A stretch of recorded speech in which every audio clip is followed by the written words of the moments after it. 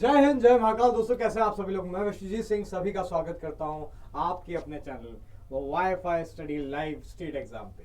दोस्तों हम लोग सीरीज चला रहे हैं, तो उसी तर्ज पे जो है ये आप लोगों के लिए एक मैराथन भी है। मैराथन काय के लिए है ये मैराथन है दोस्तों, आप लोगों के लिए जो एग्जाम आ रहा है अभी बिल्कुल रिसेंट जो एग्जाम देखने को मिलेगा। कौन सा एग्जाम सर? बिल्कुल वन रक्षक, जेल प्रहरी, ठीक है। और साथ के साथ एमपीपीएससी के लिए भी कुछ काम की चीजें हो सकती हैं इसमें, ठीक है। तो शुरुआत करते हैं दोस्तों आज का सेशन की। हम बात करें तो अगर सूरज की तरह जलना है तो रोज उगना पड़ेगा। इस वाली मैराथन में आपको क्वेश्चन, नंबर ऑफ क्वेश्चन ज्यादा देखने को मिलेंगे, जीके जीएस के भी क्वेश्चन देखने को मिलेंगे क्योंकि अब एंड टाइम है, प्रैक्टिस करना है। और मध्य प्रदेश के क्वेश्चन भी जो है वो देखने को मिलेंगे। शुरुआत करते हैं दोस्तों, बढ़ते हैं। तो जैसा कि हर बार बोलता हूं कि एमपी फॉरेस्ट एग्जाम के लिए भी काम की रहेगी क्लास, और जितने भी कॉम्पिटेटिव एग्जाम होने वाले हैं दूसरे मध्य प्रदेश में, सबके लिए काम के होने वाले, क्योंकि हिस्ट्री, पॉलिटी, ज्योग्राफी अभी देखने को मिलने वाली है आपको। पहले क्वेश्चन को बिना देरी दिए देखते हैं। मॉन्टेरियल प्रोटोकॉल निम्न में से किसके संरक्षण से संबंधित है? मॉन्टेरियल प्रोटोकॉल जो है इसका रिलेशन किससे है? हरित गैस से है, हरित गृह गैस से, या फिर अम्लीय वर्षा से, एसिड रेन से है, ओजोन परत के संरक्षण से है, या फिर हम बात करें संकटग्रस्त प्रजातियों से संबंधित है? मॉन्टेरियल प्रोटोकॉल एक क्योटो प्रोटोकॉल होता है। तो जल्दी से बताइए एक बार कमेंट सेक्शन में, कौन बता सकता है कि मॉन्टेरियल प्रोटोकॉल जो है उसका संबंध काय से है?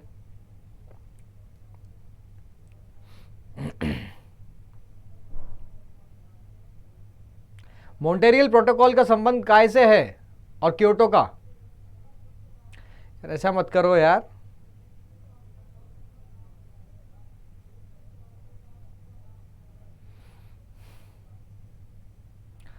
ऐसे धीरे धीरे आएंगे तो बेटा कैसे काम चलेगा कमेंट में, क्यों?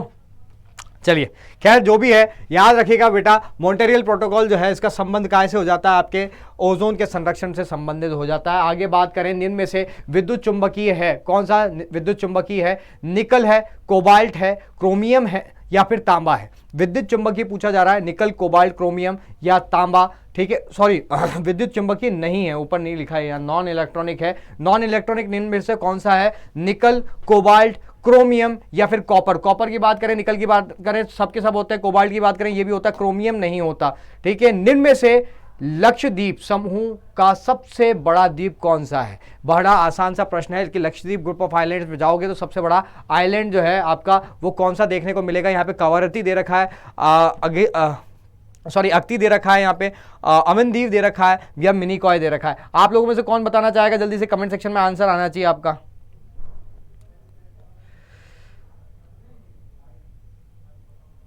खुद पे भरोसा होना चाहिए आंसर में, ठीक है।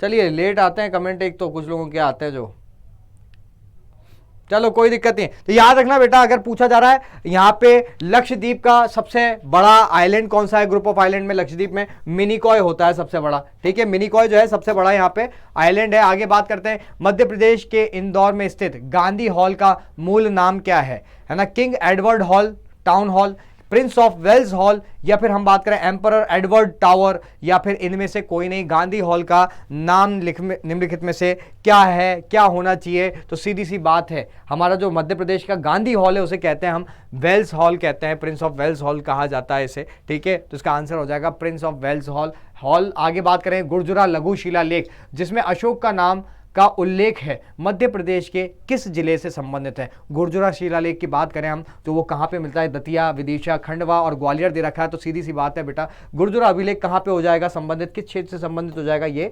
दतिया क्षेत्र से आपका संबंधित हो जाएगा। दतिया जिले में जो है गुर्जरा अभिलेख मिलता है।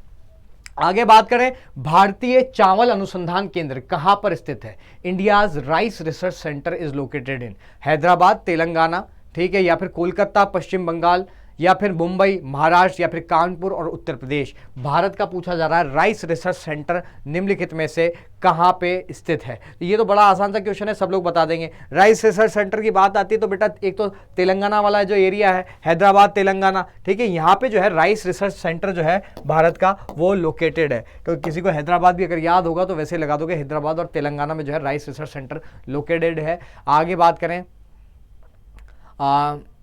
सिजदा और पाबोस की रस्म दिल्ली सल्तनत के किस शासक ने आरंभ की थी? उसी शासक ने आरंभ की थी जिसने जो है लौह रक्त की नीति चलाई थी, जिसी ने हम बात करें जो चालीसा दल इल्तुतमिश बना के गया था उसको खत्म किया था, ठीक है। तो उसी व्यक्ति ने जो है ये नीति बनाई थी सिजदा और पाबोस की, और उसी ने ही जो है नौरोज जो प्रथा है वो भी पर्शियन त्योहार था, उसकी भी स्थापना की थी भारत में। ठीक है, नौरोज की भी शुरुआत की थी। कौन था वो? अलाउद्दीन खिलजी, बलबन, इल्तुतमिश या फिर सिकंदर लोदी? तो सीधी सी बात है बेटा, हमने इतनी बात कर ली, बलबन के बारे में बात थी। नौरोज की बात करें, सिजदा पाबोस की बात करें, लौह रक्त की नीति की बात करें, या फिर चालीसा दल की समाप्ति की बात करें, ये कौन हो जाता है? बलबन हो जाता है।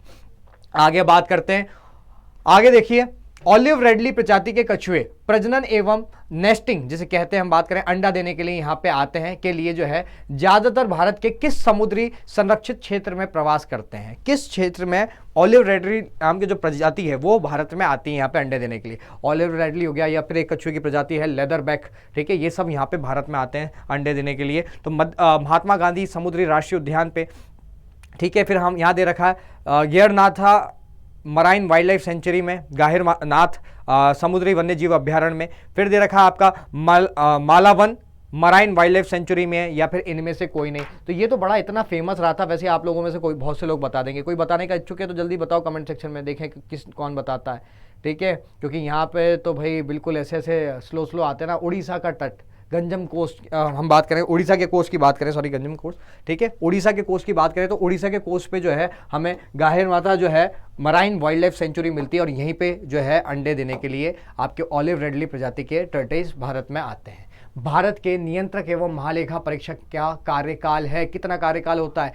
6 साल का, 65 वर्ष की आयु तक का, या फिर 6 वर्ष अथवा 65 वर्ष की आयु तक का, जो भी पहले हो जाए, या फिर 6 वर्ष अथवा 62 वर्ष की आयु का। तो ये पता होना चाहिए। जैसे अगर हम बात करें कैग की पूछा जा रहा है यहाँ पे, साथ के साथ में अगर बात करूं इलेक्शन कमिश्नर की पूछा जाए, ठीक है, तो इन सब का कार्यकाल क्या हो जाएगा? सीधी सी बात है बेटा, 6 आपका जो है इसका कैग की अगर हम बात करेंगे तो कैग का कार्यकाल हो जाता है 6-62 वर्ष। ठीक है, कितना हो जाता है? 6 साल और 62 वर्ष। जो पहले आ जाए इनमें से वो कार्यकाल कैग का हो जाएगा। ठीक है, और इलेक्शन कमीशन का कार्यकाल कितना होता है? इनमें से कौन बताएगा? कौन बताएगा? भारत में कैग का कार्यकाल और इलेक्शन कमिश्नर का कार्यकाल कितना होता है? ये क्या हो रहा है भाई अपने आप? अपने आप चल गया, बताओ, भूत आ गया क्या? चलिए, कोई बता रहा है आप में से?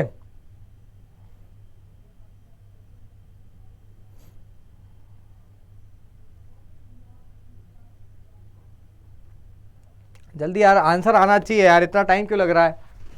इतना टाइम क्यों लग रहा है ना? 6-62, ये तो खैर गलत आया यार आंसर। ठीक है, वही मैं सोच रहा था। ठीक है, 6-65 हो जाएगा। 6 वर्ष 65 वर्ष की आयु जो है कैग का कार्यकाल होता है। इलेक्शन कमीशन की बात करें, इलेक्शन कमीशन CEC की बात करें तो इसका भी कार्यकाल कितना होता है बेटा? 6 साल 65 वर्ष। कितना? 6-65 इसका भी कार्यकाल होता है। आगे चलते हैं। ठीक है, अभी तक किसी का आंसर अलग नहीं आया, बताओ, सबके सब स्लो हैं। आगे चलें। RDX स्टैंड फॉर, RDX की फुल फॉर्म क्या है? Radiation detection through X rays, या फिर दे रखा है आपके रिसर्च एंड डेवलपमेंट एक्सप्लोजिव, या फिर रोटरी डिवाइस एक्सप्लोजिव, या फिर नन ऑफ दीज। जो RDX का इस्तेमाल होता है, इतना न्यूज़ में सुनते हो आप, बहुत लोग टेररिस्ट वगैरह यूज़ करते हैं, तो इसको क्या कहते हैं? रिसर्च एंड डेवलपमेंट एक्सप्लोजिव नाम दिया गया है इसको। RDX को क्या कहते हैं? Research and development explosive. Harshvardhan द्वारा रचित नाटक है, कौन सा है? हर्षवर्धन, कादम्बरी, रत्नावली, या फिर हम बात करें दश कुमार चरित्रम। इन निम्नलिखित में से कौन सा नाटक जो है ना हर्षवर्धन ने रचा था? हर्षवर्धन जिसका युद्ध हुआ था किसके साथ? पुलकेशिन द्वितीय के साथ। ऐहोल अभिलेख में जानकारी मिलती है, नर्मदा नदी के किनारे जो है युद्ध लड़ा गया था। हर्षवर्धन जो है मालवा पे अधिकार करना चाहता था उस ड्यूरेशन में। हर्षवर्धन में निम्नलिखित में से कौन सा जो है नाटक लिखा है? यहाँ पे रत्नावली दे रखा है, कादम्बरी दे रखा है, हर्षवर्धन दे रखा है, ठीक है, दश कुमार चरित्रम दे रखा है। बताइए निम्नलिखित में से कौन सा होना चाहिए जो हर्षवर्धन के द्वारा रचित है? तो कौन सा होना चाहिए? नागानंद और रत्नावली दोनों जो है किसके हो जाते हैं? हर्षवर्धन के जो है नाटक हो जाते हैं, है ना। एक तो रत्नावली और एक नागानंद। आगे चलते हैं। शाहनामा का लेखक था, शाहनामा किसने लिखी थी? इब्न बतूता ने लिखी थी, अल-बरूनी ने लिखी थी, फिरदौसी द्वारा लिखी गई थी, या फिर आमिर खुसरो द्वारा लिखी गई थी शाहनामा? तो सीधी सी बात हो जाएगी बेटा, शाहनामा के लेखक कौन हो जाएंगे? शाहनामा के लेखक थे फिरदौसी जी। ठीक है, तो फिरदौसी ने लिखी थी भैया शाहनामा, याद रखेंगे। ठीक है, क्वेश्चन पूछे जा सकते हैं, इंपॉर्टेंट बुक्स थी ये। लोकसभा का कोरम कुल सदस्य संख्या का कितना होता है? लोकसभा अगर हम बात करें या राज्यसभा की बात करें तो एक निश्चित कोरम होता है कि यानी इतनी सारी सीटें हैं तो इतनी सारी सीटें में इतने लोग तो प्रेजेंट होने चाहिए, अन्यथा कार्रवाई जो है ना स्पीकर द्वारा वो चाली नहीं की जाएगी, समझा ही नहीं जाएगा कि भैया कोई आया भी था यहाँ पे। वो कितना होता है कोरम? 1/5 सदस्य होता है, 1/6 सदस्य होता है, 1/10 होता है या 1/3 होता है। तो आंसर याद रखना बेटा 1/10 सदस्य जो होता है ना वो कोरम होता है। यानी हम बात करें 550 सीटें तो 55 कोरम हो जाएगा, ठीक है, क्या हो जाएगा? 55 कोरम हो जाएगा। 250 सीटें हैं, ठीक है, तो 250 सीटों का 1/10 कितना हो जाएगा? 25 जो है वो कोरम हो जाएगा। तो इस तरीके से लोकसभा और राज्यसभा का जो निम्न कोरम होता है यानी इतने सदस्य तो प्रेजेंट होने चाहिए, वो कितना हो जाता है? 1/10 हो जाता है। यही विधानसभाओं में भी यूज होता है, याद रखेंगे। आजीविका संप्रदाय, आजीविका सेक्ट जो है कि संस्थापक कौन थे? उपाली थे, ठीक है, आनंद थे, है ना, या फिर हम बात करें मकली गोसाला थे, गोसाल थे, या फिर रघुलोभद्र थे। कौन थे जिसने आजीवक सेक्ट जो है आजीवक संप्रदाय उसको चलाया था? बड़ा आसान सा प्रश्न है, अगर ये पहले किसी ने पढ़ा हुआ है तो बड़ा आसानी से बोल दोगे आप कि जो है गोसाल द्वारा चलाया गया था, मखली गोसाल द्वारा जो है आजीवक संप्रदाय जो है इसकी शुरुआत की गई थी, याद रखेंगे सभी लोग। तो C will be the right answer. आगे बात करें, Ustad Mansur Khan was the famous painter of, किसके पेंटर थे? उस्ताद मंसूर खां। मैंने एक पिछली क्लास में भी एक पेंटर करवाया था, इस क्लास में भी करवाया था। मंसूर खां जो है ना बेटा याद रखना ये जहांगीर के दरबार में हुआ करते थे। मंसूर खां जहांगीर के कोर्ट में फेमस कोर्ट पेंटर था, है ना। आगे बात करें, आमिर खुसरो का जन्म हुआ था कहाँ पे? जयपुर का जन्म था आमिर खुसरो का, जिसे तोताए हिंद कहते थे। क्या कहते हैं हम? तोता ए हिंद कहा जाता था जिसे, ठीक है। तो तोताए हिंद का जन्म कहाँ हुआ था? जयपुर में, दिल्ली में, पटियाला में या फिर फैजाबाद में। तो याद रखना दोस्तों, आमिर खुसरो तोताए हिंद सितार तबला के जो है आविष्कारक कहते हैं, खड़ी बोली का जनक कहा जाता है इन्हें, ठीक है। इनका जन्म हुआ था कहाँ पे? पटियाला में, याद रखेंगे। आगे चलते हैं, कॉफी का सबसे बड़ा उत्पादक देश कौन सा है? कॉफी का लार्जेस्ट प्रोड्यूसर कौन सा है? इंडिया है, ब्राजील है, श्रीलंका है या फिर अर्जेंटीना है? तो कॉफी के बारे में तो सभी को पता होना चाहिए, ठीक है। कॉफी का सबसे ज्यादा प्रोडक्शन क्या होता है? अगर हम बात करें भारत में कहाँ होता है सबसे ज्यादा उत्पादन, तो कर्नाटका हो जाएगा। कॉफी का सबसे ज्यादा उत्पादन जो है बेटा भारत में होता है। कहाँ? सॉरी, विश्व की नहीं बात कर रहा, भारत में कहाँ होता है? भारत में कर्नाटका में होता है। और विश्व की जब भी बात आती है तो विश्व में ब्राजील सबसे ऊपर आ जाता है। ब्राजील कॉफी के उत्पादन में जो है वो भारत या किसी अन्य देश से सबसे आगे है ब्राजील, ठीक है। रोबुस्टा कॉफी, ठीक है, तो ब्राजील में सबसे ज्यादा होता है। भारत में हम बात करेंगे तो कौन सा फेमस है? कर्नाटका। लेटराइट टाइप की सॉइल में होता है, कहां पे? लेटराइट टाइप की मिट्टी में। काजू की खेती हो जाए, कॉफी की खेती हो जाए, सब लेटराइट टाइप की मिट्टी में होती है। निम्नलिखित में से किस खेल का संबंध नॉकआउट से है? नॉकआउट किस में होता है? बास्केटबॉल में होता है, फुटबॉल में होता है, क्रिकेट में होता है, बॉक्सिंग में होता है। तो सभी को पता होगा भैया बॉक्सिंग की टर्मिनोलॉजी है नॉकआउट, एक ही मुक्के में सामने वाला ढेर, है ना। खेल में अगर हम बात करें, स्मैश का संबंध किससे है? स्मैश शब्द जो है वो किससे आ जाता है? लॉन टेनिस से आ जाता है, बैडमिंटन से आ जाता है, वॉलीबॉल से आता है या हॉकी से आता है। तो स्मैश सभी को पता हो सकता है, ये मार दिया, स्मैश दे दिया। स्मैश किस में होता है बेटा? बैडमिंटन में होता है, नहीं होता स्मैश? कहां पे होता है स्मैश? बैडमिंटन में, याद रखेंगे। दक्षिण पश्चिमी रेलवे का मुख्यालय कहां पे है? साउथ वेस्ट रेलवे जो है भारत में कहां पे? भुवनेश्वर में है, हुबली में है ना, बिलासपुर की बात करें या फिर जबलपुर में। साउथ वेस्टर्न रेलवे का हेडक्वार्टर कहां पे है? ये तो कमेंट सेक्शन में आ जाना चाहिए आंसर। साउथ वेस्टर्न रेलवे का हेडक्वार्टर कहां पे? जल्दी से बताओ। देखो मैं देख भी नहीं पाऊं अगर कमेंट में, तो घबराने वाली बात नहीं है कोई भी, ठीक है, चलते रहने दो, चलना चाहिए। बताइए साउथ वेस्ट रेलवे का कहां पे आ जाएगा हेडक्वार्टर?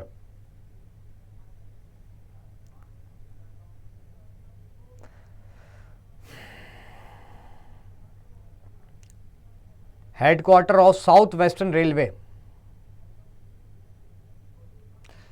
क्या है? आ ही नहीं रहे क्या? बिल्कुल ऐसे ढीले ढीले चलोगे तो बेटा कैसे काम चलेगा आपके? क्यों ऐसे कैसे काम चलेगा? चलो दक्षिण पश्चिमी रेलवे की बात करिए, है ना, वेस्ट में ही जाएगा, ऑब्वियसली बात है, दक्षिण भारत में ही जाएगा। दक्षिण भारत में एक राज्य पड़ता है कर्नाटक नाम का, उसमें एक जगह है हुबली। तो हुबली में जो है ना क्या है? साउथ वेस्टर्न रेलवे का हेडक्वार्टर है, याद रखना, ठीक है। आगे बात करें, फॉल्टिंग, है ना, फॉल्टिंग पार्लियामेंट को क्या कहते हैं हम? फॉल्टिंग पार्लियामेंट जो है, फॉल्टिंग, सॉरी, अरे यार कहाँ की पार्लियामेंट है कुल मिला के बताइए? संसद कहाँ की है? फॉल्टिंग इटली की है, डेनमार्क की है या फिर स्वीडन की है या नॉर्वे की है? फॉल्किटिंग क्या कहेंगे इसको? फॉल्टिंग, है ना। तो याद रखना ये डेनमार्क की है। कई शब्द तो ऐसे आ जाते हैं जो हमसे भी प्रोनाउंस नहीं होते कई बार, ठीक है। चलिए, वैदिक साहित्य में जो है प्रयुक्त ब्रह्मी शब्द का अर्थ क्या होता है? जो सॉरी ब्रीही दे रखा है, सॉरी ब्रीही शब्द, है ना। ब्रीही शब्द का प्रयोग जो है वो किसके लिए किया जाता है? जौ के लिए किया जाता है, तिल के लिए किया जाता है, चावल के लिए किया जाता है, या फिर दोस्तों गेहूं के लिए किया जाता है ब्रीही शब्द का उपयोग? तो जल्दी से सभी लोग कमेंट सेक्शन में एक बार बताओ, ब्रीही शब्द जो है वो काय के लिए होता है उपयोग में? तो ब्रीही याद रखेंगे दोस्तों, ये चावल के लिए यूज होता है। ब्रीही जो शब्द है ना, वैदिक में, वेदों में ब्रीही किसको कहा गया है? चावल को कहा गया। रेड स्क्वायर कहां स्थित है? रेड स्क्वायर कश्मीर में है, मॉस्को में है, चाइना में है, या फिर कहां पे स्थित हो जाएगा रेड स्क्वायर? रेड स्क्वायर याद रखना दोस्तों कहां पे जगह है? ये मॉस्को में जगह पड़ती है। और मॉस्को कहां पे? जल्दी से कमेंट सेक्शन में बताना किस देश में मॉस्को, ठीक है। मॉस्को कहां पे भैया? बताना कहां की राजधानी भी है मॉस्को, इतना डिटेल में चाहिए। हर्षवर्धन में हम बात करें कि समय में कौन सा चीनी यात्री भारत आया था? पहायान आया था, इलिंग आया था, मेगास्थनीज आया था, या फिर रेनसांग आया था हर्षवर्धन के समय? तो ये तो सभी को पता होगा, 6ठी शताब्दी पूर्व हर्षवर्धन पुष्यभूति वंश हो जाएगा। कौन आया था यहाँ पे? तो हैनसांग जो है हर्षवर्धन के दरबार में भारत आया था, ठीक है, याद रखेंगे। कौन आया था? हैनसांग। आगे बात करें, यात्री इब्न बतूता कहां से आया था? इब्न बतूता पहली बात तो बताओ किसके कार्यकाल में आया था? कौन बताएगा आप लोगों से? मोरक्को से आया था, फारस से आया था, तुर्क से आया था, या फिर मध्य एशिया से आया था? अब इसमें एक प्रश्न तो बनेगा, ठीक है। मोरक्को से आया था, कहां से आया था? फारस से आया था, तुर्क से आया था, ठीक है। तो अब क्वेश्चन क्या बनेगा बेटा इस पे कि इब्न बतूता किसके कार्यकाल में भारत आया था? इब्न बतूता किसके कार्यकाल में भारत आया था? बताए नहीं, स्लो प्रोसेस के लोग। चलिए कोई दिक्कत नहीं, इब्न बतूता याद रखना बेटा, मोरक्को से आया था, और ये किसके कार्यकाल में आया था? MBT मोहम्मद बिन तुगलक के कार्यकाल में भारत आया था, ठीक है। मोहम्मद बिन तुगलक, जिसे बुद्धिमान मूर्ख राजा कहा जाता था। सती प्रथा का पहला पुरातात्विक उल्लेख कहां पे मिलता है? भीतरगांव लेख में मिलता है, ठीक है, विल्सर्ड स्तंभ लेख में मिलता है, एरन अभिलेख में मिलता है, या फिर भीतरी स्तंभ लेख में मिलता है? सती प्रथा का प्रथम साक्ष्य जो है वो कौन से अभिलेख में मिलता है बेटा? कौन बताएगा? जल्दी से बताइए। सती प्रथा का प्रथम साक्ष्य है मध्य प्रदेश में मिलता है, इतना बता दूं मैं, मध्य प्रदेश में, ठीक है। एरन अभिलेख, ठीक है। एरन कहाँ पे? एरन सागर अभिलेख जो है इसमें क्या मिलता है? सती प्रथा का प्रथम साक्ष्य मिलता है, जो कि भानुगुप्त से संबंधित है। किससे संबंधित है? भानुगुप्त। इसके जो अमात्य था उसकी मृत्यु के टाइम पे उनकी जो पत्नी है वो सती हुई थी। पूर्व में भारत की सीमा किन किन देशों से लगती है? पाकिस्तान और अफगानिस्तान से, चीन, म्यांमार, भूटान से, भूटान और अफगानिस्तान से, म्यांमार और बांग्लादेश से, ठीक है। सीधी सी बात है बेटा, पूरब की अगर सीमा की बात करें तो पूरब में म्यांमार आ जाएगा, हमारे यहाँ बांग्लादेश आ जाएगा, ठीक है, पूरब में आ जाता है। उत्तर की बात करें तो उत्तर में भूटान आ जाएगा, हमारे यहाँ नेपाल आ जाएगा, चाइना आ जाएगा उत्तर में, ठीक है। पश्चिम की बात करें हम तो पश्चिम में कौन सा आ जाएगा? अफगानिस्तान क्षेत्र आ जाएगा, पाकिस्तान आ जाएगा, ये सब पश्चिमी क्षेत्र आ जाएगा। तो सीधी सी बात है, यहाँ पे क्या हो जाएगा बेटा? म्यांमार और बांग्लादेश पूरब में हमारे। आगे बात करें, सम्मिलित कीजिए इसमें, अनाईमुड़ी, नीलगिरी, दूधा बेटा, धूपगढ़ और गुरु शिखर दे रखा है। इसके आगे नीलगिरी, सतपुड़ा, अरावली और अन्नामलाई दे रखा है। अगर हम पूरे भारत में हम बात करें, दक्षिण भारत से लेकर अगर हम उत्तर भारत की तरफ देखें तो यहाँ पे गुजरात से लेके इधर तक जो है सतपुड़ा रेंज फैली हुई है। सतपुड़ा की अगर हम बात करें तो सबसे ऊंची चोटी कौन सी हो जाती है बेटा? याद रखना, धूपगढ़। धूपगढ़ जो है सबसे ऊंची चोटी हो जाती है। इसके बाद यहाँ पश्चिम घाट आ जाते हैं। यहाँ कौन से आ जाते हैं? पूर्वी घाट आ जाते हैं। पश्चिम और पूर्वी घाट आके कहाँ पे मिलते हैं? नीलगिरी पे मिलते हैं। कहाँ पे? नीलगिरी। और नीलगिरी की सबसे ऊंची चोटी कौन सी हो जाती है बेटा? दोदा बेटा, दोदा बेटा, ठीक है। ये सबसे ऊंची चोटी है नीलगिरी की, याद रखना। नीलगिरी के नीचे जाओगे आप तो अन्नाईमुड़ी, अन्नामलाई की पहाड़ियां आ जाएंगी। कौन सी आ जाएंगी? अन्नामलाई, जो कि दक्षिण भारत की सबसे ऊंची चोटी बनाती है आपके अन्नामलाई। और दक्षिण भारत की सबसे ऊंची चोटी कौन सी हो जाएगी? अनाईमुड़ी, ठीक है। अनाईमुड़ी सबसे ऊंची चोटी हो जाएगी। इसी के नीचे कार्डमम हिल्स भी आ जाती हैं, ठीक है। अब यहाँ पे दे रखा है गुरु शिखर। गुरु शिखर अगर हम राजस्थान में ऊपर देखेंगे हम तो गुजरात से लेके राजस्थान, हरियाणा और दिल्ली तक टच होती है। कौन सी रेंज? अरावली, अरावली की पहाड़ी। अरावली में ही हम बात करेंगे, यहाँ माउंट आबू पड़ता है, ठीक है। और माउंट आबू पे ही जो है, माउंट आबू क्या है, राजस्थान का हिल स्टेशन है, ठीक है, राजस्थान में पड़ता है, उदयपुर के पास हम जाएंगे तो माउंट आबू पड़ेगा। तो यहाँ की सबसे ऊंची चोटी जो है वो कौन सी हो जाती है बेटा, वो गुरु शिखर की सबसे ऊंची चोटी यहाँ पे है, ठीक है, माउंट आबू के। चलिए आगे चलते हैं। निम्नलिखित युग्मों में से कौन सा युग्म जो है पहाड़ी दर्रे से के संदर्भ में सही नहीं है। यहाँ रोहतांग दे रखा है, सिक्किम, ठीक है। इसके बाद हम बात करेंगे, रोहतांग के बाद आगे क्या दे रखा है, लिपू लेक दे रखा है उत्तराखंड। इसके बाद बॉमडीला दे रखा है हिमाचल प्रदेश, और नाथुला दे रखा है आपका कहाँ पे, अरुणाचल प्रदेश में, ठीक है। तो यहाँ पे बताइए संदर्भ में सही है, सम्मिलित जो है वो सही दर्रा कौन सा दिख रहा है, रोहतांग सिक्किम, ठीक है, लिपू लेक उत्तराखंड, बॉमडीला हिमाचल प्रदेश, या नाथुला अरुणाचल प्रदेश। तो सीधी सी बात है बेटा, अगर आप ऊपर से चलें, अगर हम कहाँ पे ऊपर देखें, हिमाचल प्रदेश में एचपी का उठा लो, तो हिमाचल के रोहतांग में शिप का बाड़ा, ठीक है, आरएसबी हिमाचल में, हिमाचल के रोहतांग में रोहतांग दर्रा हो गया, शिपकीला दर्रा हो गया, और बाड़ा लाचा दर्रा हो गया। ये तो कहाँ पे होता है, हिमाचल प्रदेश में पड़ता है, ठीक है। इसके बाद अगर हम उत्तराखंड की बात करें, उत्तराखंड की बात करें तो उत्तराखंड में क्या है, माना था उत्तराखंड में लिपू की नीति ने काली सुंदर बनाई रोड। ये एक ट्रिक है, माना था उत्तराखंड में लिपू की नीति ने काली सुंदर बनाई रोड, यानी माना से माना दर्रा, था से थांगला दर्रा, ला से लिपू लेक दर्रा हो जाएगा, नीति दर्रा हो जाएगा, ठीक है, कालिंदी दर्रा होगा, और आपका जो है सुंदरकोट दर्रा हो जाएगा। ये सारे के सारे कहाँ पे पड़ते हैं बेटा, ये उत्तराखंड में पड़ते हैं, ठीक है। तो यहाँ पे अगर देखो तो लिपू लेक दर्रा यहाँ पे ट्रिक में भी है, ठीक है, लिपू लेक दर्रा तो इसका आंसर हो जाएगा। रोहतांग पास मैंने अभी बता ही दिया कहाँ पे, हिमाचल प्रदेश में, ठीक है। नाथू ने जिले ले पे, कहाँ पे, सिक्किम में, तो नाथुला दर्रा कहाँ पे आ जाएगा, सिक्किम में आ जाएगा, नाथुला दर्रा और जिले लेप दर्रा, जिले लेप दर्रा ये, और नाथुला दर्रा कहाँ पे आता है बेटा, ये सिक्किम में आता है। बॉमडीला दर्रा याद रखना, लाजा क्षेत्र को जोड़ता है, अरुणाचल प्रदेश में पड़ता है। कहाँ पे पड़ता है बेटा, अरुणाचल प्रदेश में पड़ता है बॉमडीला दर्रा, याद रखेंगे। भारत में सर्वप्रथम जो है स्वर्ण मुद्राएं किसने चलाई थी, कुषाण ने चलाई थी, इंडो ग्रीक इंडो बैक्टीरियन ने चलाई थी, शक द्वारा चलाई गई थी, या फिर गुप्त द्वारा चलाई गई थी। बड़ा आसान सा प्रश्न है दोस्तों। सबसे पहले चलाई थी इंडो बैक्टीरियन लोगों ने, इंडो ग्रीक ने जो है सर्वप्रथम पूछा गया है यहाँ पे। तो स्वर्ण मुद्राएं किसने चलाई थी, इंडो बैक्टीरियन लोगों ने चलाई थी, इंडो ग्रीक लोगों ने। इनके बाद आए थे कौन, कुषाण, और कुषाण में विम कटफिशिस, कुजुल कटफिशिस ये व्यक्ति थे, है ना। तो विम कटफिशिस द्वारा हम बात करें तो यहाँ पे स्वर्ण मुद्राएं, सबसे शुद्ध सोने के सिक्के चले थे इनके टाइम पे, शुद्ध सोने के सिक्के, ठीक है, क्या चले थे, शुद्ध सोने के सिक्के चले थे। और सबसे ज्यादा सोने के सिक्के, सबसे ज्यादा सोने की मुद्राएं सबसे ज्यादा चली थी गुप्त के काल में, ठीक है, सबसे ज्यादा गुप्त पीरियड में सोने के सिक्के चले थे, याद रखेंगे। आगे बात करते हैं, अगले क्वेश्चन की तरफ बढ़ते हैं बेटा। डंकन पास किसके बीच में स्थित है, उत्तरी अंडमान और मध्य अंडमान के बीच में, दक्षिणी अंडमान और मध्य अंडमान के बीच में, दक्षिणी अंडमान एवं छोटे अंडमान के बीच में, कार निकोबार और छोटे निकोबार के बीच में। जल्दी से बताइए, डंकन पास जो है, यहीं से क्वेश्चन सबसे ज्यादा बनते हैं। 10 degree channel, 8 degree channel, 9 degree channel, Duncan pass, पाक स्टेट, ठीक है। और इसके साथ साथ हम बात करें कौन कौन से बन जाते हैं, कोको पास, है ना, ग्रैंड चैनल बन जाएगा आपका। तो इनमें से बताइए, यहाँ पे पूछा गया है आपका डंकन पास किस किस को अलग करता है, कौन बताएगा,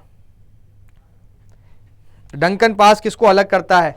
डंकन पास के लिए याद रखना बेटा, अंडमान में ऊपर हम बात करेंगे कौन सा आ जाता है, दक्षिणी अंडमान आ जाता है, और नीचे जो है छोटा लघु अंडमान आ जाता है, ठीक है। तो लिटिल अंडमान और साउथ अंडमान, इनके बीच में पड़ता है डंकन पास, ठीक है। और लिटिल अंडमान और कार निकोबार अगर आता है, कार निकोबार, इसके बीच में पड़ता है आपका 10 डिग्री चैनल, ठीक है, 10 डिग्री चैनल, कार निकोबार। और हम बात करेंगे नीचे नीचे सदर्न पार्ट में,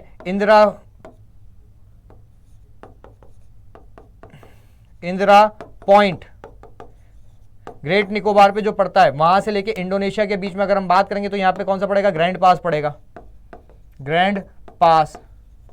और अंडमान निकोबार के नॉर्दर्न पॉइंट से लेके अगर हम बात करेंगे, म्यांमार को अलग करने वाला कौन सा हो जाता है, कोको द्वीप को अलग करता है म्यांमार के कोको पास। भारत और श्रीलंका को अलग करता है पाक स्ट्रेट, पाक जल संधि। कौन सी जल संधि, पाक जल संधि, याद रखना, ठीक है। चलिए यहां पे आंसर हो जाएगा छोटा अंडमान और दक्षिणी अंडमान। आगे चलते हैं, गारो, खासी एवं जयंती पहाड़ी संरचना एवं उत्पत्ति की दृष्टि से निम्नलिखित में से किसका भाग है? ठीक है, ये बताना आपको। हिमालय पर्वत श्रेणी का भाग है, पूर्वांचल की पहाड़ियों का भाग है बेटा, अराकान योमा पर्वत श्रेणी का भाग है, या फिर प्रायद्वीपीय पठार का भाग है। अब यहाँ पे एक अराकान योमा पर्वत श्रेणी दे रखी है। अराकान की बात करूँ मैं अगर, तो भारत में अगर हम बात करते हैं, ये पूर्वोत्तर भारत का जैसे अपन नक्शा बनाते हैं, ठीक है, यहाँ पे, ठीक है। अब ये जो म्यांमार वाला क्षेत्र है ना, यहाँ पे ये जो श्रेणी है ना, इसे अराकान योमा कहते हैं। नीचे जाके पानी में सबमर्ज हो जाती है और वापस उगती है किसके फॉर्म में? अंडमान और निकोबार। अंडमान और निकोबार जो द्वीप समूह जो है ना हमारे, वो असल में क्या है? इस अराकान योमा पर्वत श्रेणी का ही एक्सटेंडेड पार्ट है, ठीक है, जो समुद्र के अंदर घुसा पड़ा है, तो अराकान योमा का पार्ट हो जाता है। अब अगर बात करा, यहाँ पूछा जाए गारो, खासी एवं जयंतिया पहाड़ियां, तो यहाँ पे बांग्लादेश के जस्ट ऊपर यहाँ पे पड़ता है हमारा मेघालय। कौन सा पड़ता है? मेघालय। मेघालय, और इसे क्या कहते हैं? मेघालय का पठार भी कहा जाता है। दोस्तों ये कुछ और नहीं, अगर हम प्रायद्वीपीय पठार बनाएंगे तो इस प्रायद्वीपीय पठार का हिस्सा हो जाता है। इसी पे पड़ती गारो, खासी और जयंतिया पहाड़ी। गारो पे गारो ट्राइब रहती है, गारो जनजाति रहती है, खासी पे खासी जनजाति रहती है, और जयंतिया पे जयंतीय जनजाति रहती है, ठीक है। ये तीनों जनजातियां यहाँ पे मेघालय के पठार पे रहते हैं, ठीक है, और यहाँ पे इसे शिलोंग का पठार भी कहा जाता है। इसको अलग क्या करता है? प्रायद्वीपीय पठार और किसको? मेघालय के पठार को अलग करता है मालदा गैप। मालदा गैप कहा जाता है इसे, ठीक है, गैप, जो प्रायद्वीपीय पठार और मेघालय के पठार में गैप आ गया। जब धसी होगी प्लेट तो कुछ हिस्सा जो है प्रायद्वीपीय पठार का टुकड़ा का निकल गया अलग, ठीक है, उस बीच में गैप पैदा हो गया, उसे मालदा गैप कहा जाता है। याद रखना। तो किसका हिस्सा हो जाएगा ये? आंसर क्या हो जाएगा आपका? प्रायद्वीपीय पठार हो जाएगा बेटा इसका आंसर, ठीक है। आगे चलते हैं, आगे देखें, कोंकण तट कहां से कहां तक फैला हुआ है? गोवा से कोच्चि तक, गोवा से द्वीप तक, गोवा से दमन तक, या गोवा से मुंबई तक? कोंकण कोस्ट जो है वो आपका कहां से लेके कहां तक फैला हुआ है? बड़ा आसान सा प्रश्न है बेटा कोंकण के ऊपर, ठीक है। तो कोंकण कोस्ट कहां से मिलेगा? गोवा से दमन तक, गोवा से मुंबई तक, गोवा से द्वीप तक, या फिर गोवा से कोच्चि तक? ये तो आप बताना चाहिए आप लोगों को।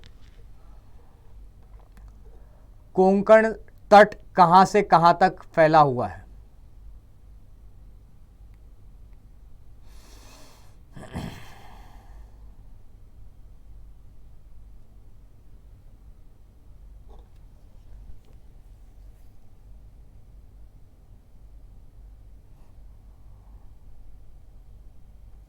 यार ये आंसर आने में इतना टाइम कैसे लग जाता है बेटा आपका?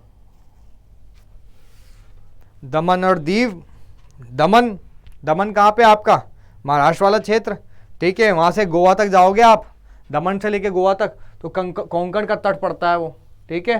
तो गोवा से लेके दमन तक अगर आप जाओगे तो कोंकण तट पे जाओगे आप, है ना। वेस्टर्न कोस्ट की बात की जा रही। कोरोमंडल कोस्ट कौन सा हो जाता है? तमिलनाडु का कोस्ट आ जाता है। उत्तरी सरकार जिसे कहते हैं, ईस्टर्न हम बात करें सरकास जिसे कहा जाता है, सरकास कहा जाता है, वो कौन सा? आंध्र प्रदेश के तट के ऊपर से हम शुरुआत करेंगे, उड़ीसा वाला तट से लेके हम बात करें पश्चिम बंगाल तक का जो तट है उसे पूर्वी सरकार कहते हैं, ठीक है, ईस्टर्न सरकार कहते हैं। वेस्ट में केरला के तट को क्या कहते हैं? जल्दी से कौन बताएगा? कोंकण तट तो हो गया। केरला के तट को क्या कहा जाता है? मालाबार का तट, है ना, मालाबार का तट कहा जाता है। यहीं पे जो काली रेत मिलती है, मोनोजाइट, जिसमें क्या मिलता है? यूरेनियम टाइप का एक रेडियो एक्टिव मटेरियल मिलता है। कौन सा? थोरियम, ठीक है, मोनोजाइट रेत में। भारत के संविधान में अंतर्राष्ट्रीय शांति एवं सुरक्षा के संवर्धन का उल्लेख किस भाग में कहा गया? अंतर्राष्ट्रीय शांति और संवर्धन की बात कहां पे की गई है? संविधान की प्रस्तावना में की गई है, राज्य के नीति निर्देशक तत्व में की गई है, मौलिक कर्तव्यों में भी की गई है, बेटा 9वीं अनुसूची में की गई है। तो याद रखना, हमारी संविधान में जो आर्टिकल कहाँ से लेके 36 से लेके 51 तक दिया गया है, उसमें एक बात की गई है काहे की अंतर्राष्ट्रीय शांति सुरक्षा स्थापित करने की, है ना। वो किस में कही गई है? कौन सा आर्टिकल में? डीपीएसपी हो जाते हैं और directive principle of state policy हो जाता है, राज्य के नीति निर्देशक सिद्धांत। अब आर्टिकल बताओ, कौन बताएगा आप लोगों में से? आर्टिकल बताइए, एक बार कोशिश कीजिए। अंतर्राष्ट्रीय शांति संवर्धन के लिए कौन सा आर्टिकल है?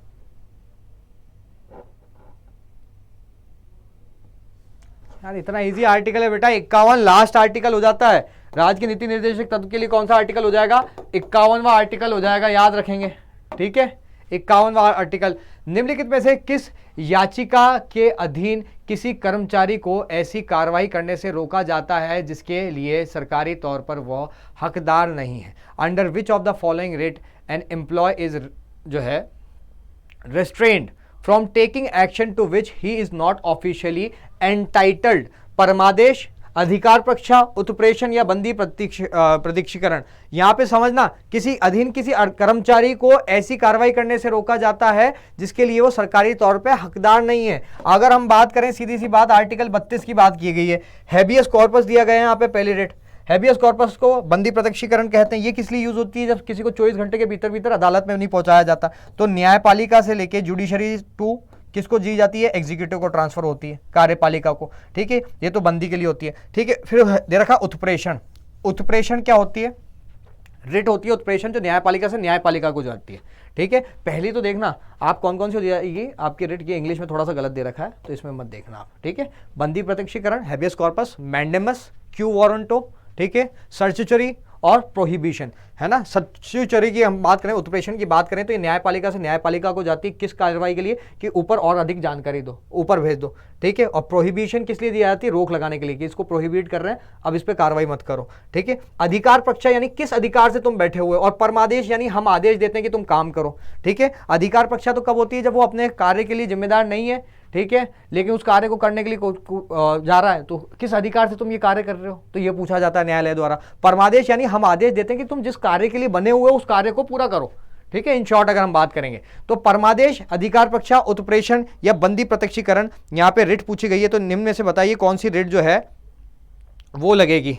किसी का कमेंट आया नहीं है अभी तक। चलिए, मोबाइल पे देखना पड़ रहा है मैं तो, आपके कमेंट्स भी सामने स्क्रीन में चल नहीं रहे। चलिए, तो यहाँ पे आंसर क्या हो जाएगा बेटा आर्टिकल 32 के लिए?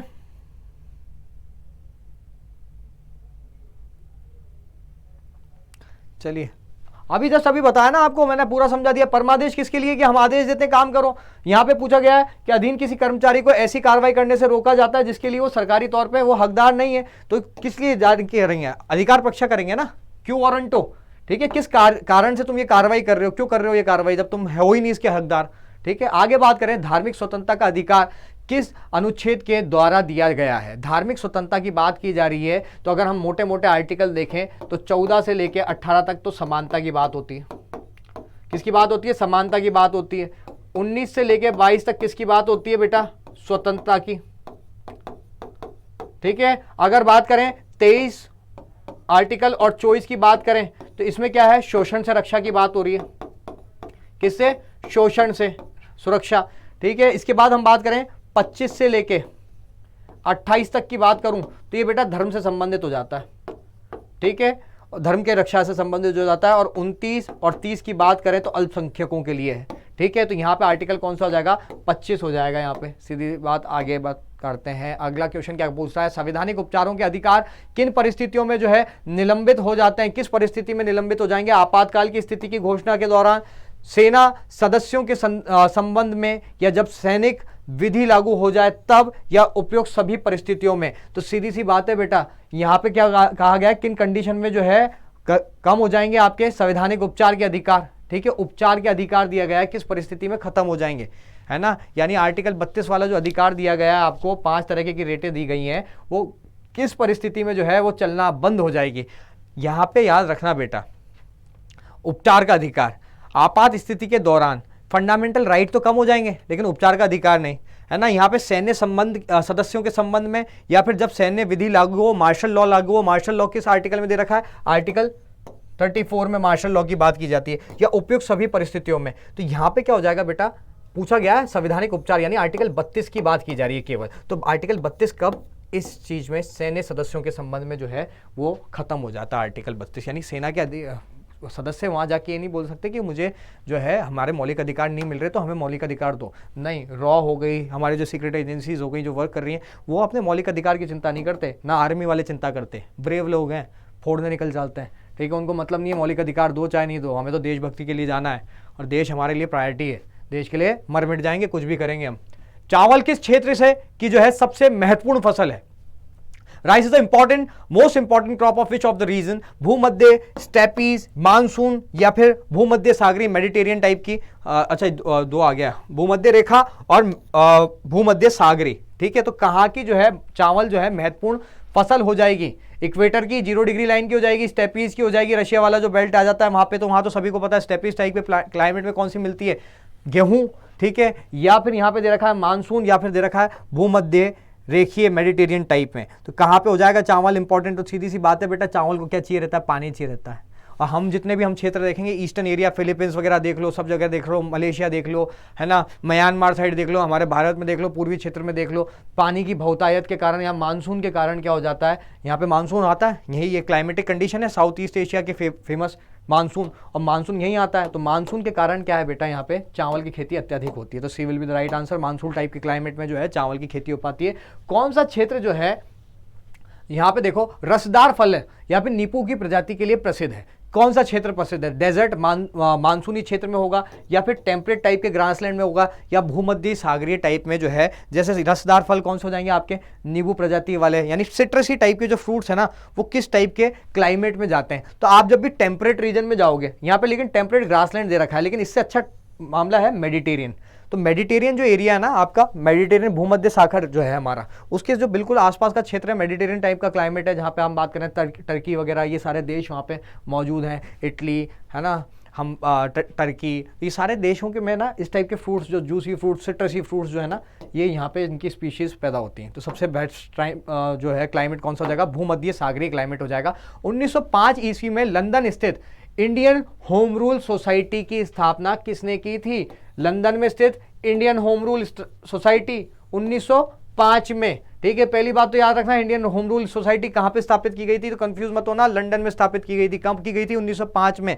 और 1905 में एक और चीज भी हुई थी, क्या हुआ था, बंगाल विभाजन, लॉर्ड कर्जन था उस टाइम पे, बंगाल विभाजन हुआ था, एनी बेसेंट ने की थी, या फिर अरविंदो घोष ने की थी, तिलक ने की थी, या श्याम जी कृष्ण वर्मा द्वारा जो है वो की गई थी। तो यहाँ पे याद रखना बेटा, इंडियन होम रूल सोसाइटी की बात की जा रही है, 1905 की बात की जा रही है, ये थे श्याम जी कृष्ण वर्मा, ठीक है, इन्होंने की थी, लंदन में इसकी स्थापना की थी श्याम जी कृष्ण वर्मा ने। आगे बात करते हैं, अगले क्वेश्चन की तरफ चलते हैं। अगला क्वेश्चन कहते हैं, जोहिला, बनास, गोपद और रिहंद किसकी सहायक नदियां हैं, जोहिला, ठीक है, बनास, गोपद, रिहंद किसकी सहायक नदी हो जाएंगी, सोन की है, नर्मदा की है, चंबल की है, या केन की है। तो एक ही नदी से समझ में आ जाएगा, एक नदी जोहिला से संबंध में आ जाएगा, आपको आंसर वैसे ही बता दोगे आप, किसकी सहायक नदी हो जाएगी, जोहिला जब यहाँ पे दे ही रखा है तो किसकी सहायक नदी हो जाएगी, रिहंद, बनास, बनास के नाम से समझ में आ जाएगा शायद आपको, बनास नदी, रिहंद नदी, गोपद, ये एक जोहिला वो अलग जोहिला है अपनी सोन वाली, तो उसके कंफ्यूजन मत आना। यहाँ पे दे रखा बनास नदी, राजस्थान के बनास, गोपद छोटी नदियाँ हैं, सब किस में चल जाएंगी, चंबल में चल जाएंगी, चंबल की सहायक नदी हो जाएगी, याद रखना, ठीक है। किसकी सहायक नदी हो जाएगी, चंबल की। शिप्रा अगर जाएगी कहाँ पे मिलेगी, शिप्रा नदी चंबल की सहायक नदी है, शिप्रा भी, ठीक है। आगे बात करते हैं, काली सिंध किसकी सहायक नदी है, पार्वती, है ना, हम बात करें पार्वती किसकी सहायक नदी हो जाती है, काली सिंध किसकी सहायक नदी हो जाती है, तो सीधी की सीधी जाती है कहाँ पे, चंबल में मिल जाती है। आगे बात करें, शेरशाह सूरी के बचपन का नाम क्या था, ठीक है, खुर्रम, शेर खां, फरीद खां या फिर जोना खां, क्या था शेरशाह सूरी के बचपन का नाम, ठीक है। तो यहाँ पे याद रखना क्या था भाई, शेर खां, सीधी सी बात है, शेरशाह सूरी के बचपन का नाम क्या हो जाएगा, है ना, नहीं बाबा फरीद होगा, चलिए क्या हो जाएगा, बाबा फरीद, फरीद खां। आगे बात करते हैं, अगले क्वेश्चन की तरफ चलते हैं। भारत का सबसे बड़ा टाइगर अभ्यारण्य या टाइगर रिजर्व कौन सा है, बड़ा फेमस है बेटा, लॉन्गेस्ट टाइगर रिजर्व है यहाँ पे, ठीक है, नागार्जुन है, या फिर मानस है, या फिर पेंच है, या फिर कॉर्बेट है। सबसे बड़ा पूछा जा रहा है, लार्जेस्ट टाइगर रिजर्व, सबसे पहला नहीं पूछा जा रहा, कंफ्यूजन में मत आना, है ना। सबसे पहला अगर पूछा जाता तो कौन सा हो जाता, कॉर्बेट नेशनल पार्क हो जाता, ठीक है। अगर पूछा जा रहा है यहाँ पे सबसे बड़ा लार्जेस्ट, तो लार्जेस्ट हो जाता बेटा नागार्जुन सागर, ठीक है। यहाँ पे परियोजना भी है, नागार्जुन सागर परियोजना, श्रीशैलम परियोजना, उसी के पास में जो है टाइगर रिजर्व है, ठीक है, और भारत का सबसे बड़ा टाइगर रिजर्व है नागार्जुन, ठीक है। आगे बात करते हैं, शिवाजी के अष्टप्रधान जो है परिषद में सरे नौबत का पद संबंधित था। सरे नौबत काय से संबंधित थे, दे रखा है वित्तीय प्रशासन से, न्यायिक प्रशासन से संबंधित थे, या फिर ये थे आपके स्थानीय प्रशासन से, या फिर सैन्य प्रशासन से। तो सरे नौबत जो होता था बेटा वो मिलिट्री के प्रशासन, सैन्य प्रशासन से संबंधित होता था सरे नौबत, याद रखेंगे, ठीक है। अष्टप्रधान में सरे नौबत, और प्रधानमंत्री कौन होता था, पेशवा। आगे बात करते हैं, मध्य प्रदेश में गांधी सागर बांध का शिलान्यास किस पंचवर्षीय योजना के तहत किया गया था? पहली पंचवर्षीय योजना, दूसरी पंचवर्षीय योजना, तीसरी पंचवर्षीय योजना, या फिर पांचवी पंचवर्षीय योजना पूछा जा रहा है गांधी सागर डैम के लिए। गांधी सागर डैम है, इसका मतलब क्या है? चंबल प्रोजेक्ट की बात की जा रही है, ठीक है। हम बात करें कौन सा प्रोजेक्ट? चंबल प्रोजेक्ट, ठीक है। तो संविधान वगैरह लागू होने के बाद कौन सा प्रोजेक्ट चला था? उससे पहले दामोदर घाटी नदी परियोजना थी। आज़ादी की सबसे पहली परियोजना दामोदर नदी घाटी परियोजना हो जाती है। इसके बाद बात करें तो हम चंबल नदी घाटी परियोजना, ठीक है। चंबल नदी घाटी परियोजना में गांधी सागर बांध आ जाता है, ठीक है। इसके बाद हम बात करें रावत भाटा के समीप, ठीक है, महाराणा प्रताप बांध है ना, राणा प्रताप सागर आ जाता है। राणा प्रताप सागर के बाद कोटा बैराज आ जाता है, ठीक है।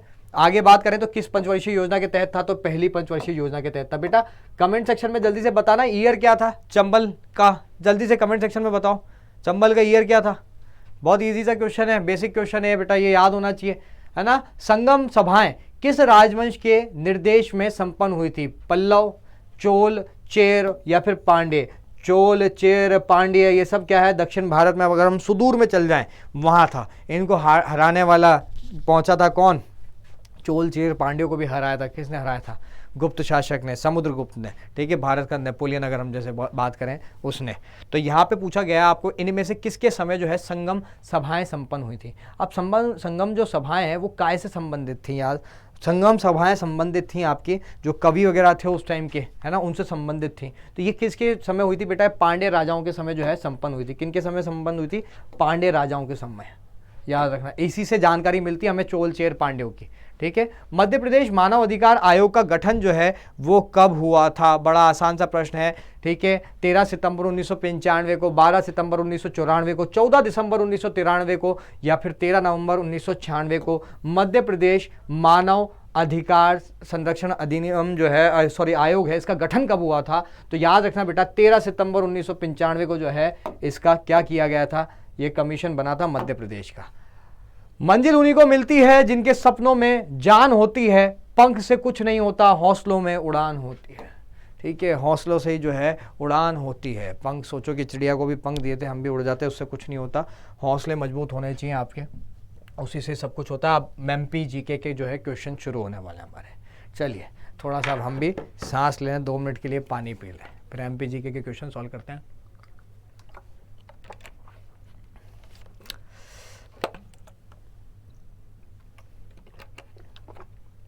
चलिए दोस्तों शुरुआत करते हैं, पहले क्वेश्चन की तरफ बढ़ते हैं। पहला क्वेश्चन क्या कह रहा है, ठीक है। तो पहला क्वेश्चन देखो भाई, निम्नलिखित में से किस किले में गंगोला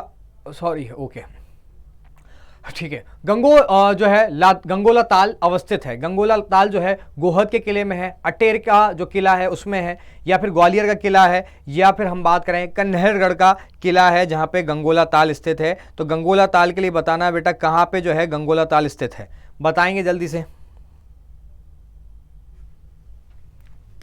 गंगोला ताल कहां पे स्थित है? गोहद का किला या फिर कहां?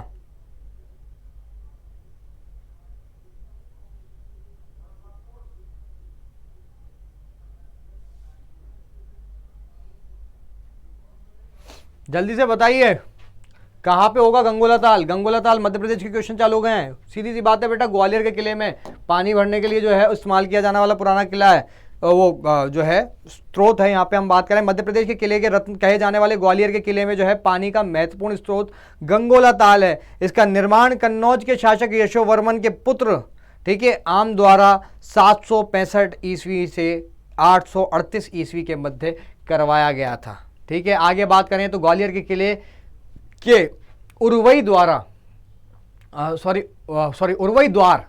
द्वार का निर्माण जो है किसने करवाया था? राजा मानसिंह द्वारा करवाया गया था, राजा वीर सिंह तोमर द्वारा करवाया गया था, राजा कल्याणमल द्वारा करवाया गया था, या फिर राजा डुगरेंद्र सिंह द्वारा करवाया गया था, सिंह तोमर साहब द्वारा करवाया गया था। कौन हो जाएगा इसका आंसर?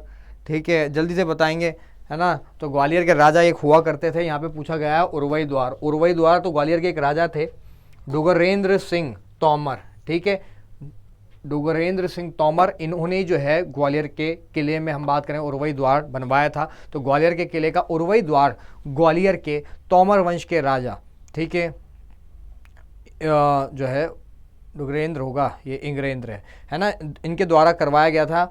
अपनी रानी उर्वशी के नाम पर बनवाया था। ठीक है, इनकी जो रानी है उनके उर्वशी के नाम पे बनवाया था इन्होंने उरवई द्वार। इस द्वार से ही जो है इल्तुतमिश ने सन 1232 ईस्वी में आक्रमण किया था।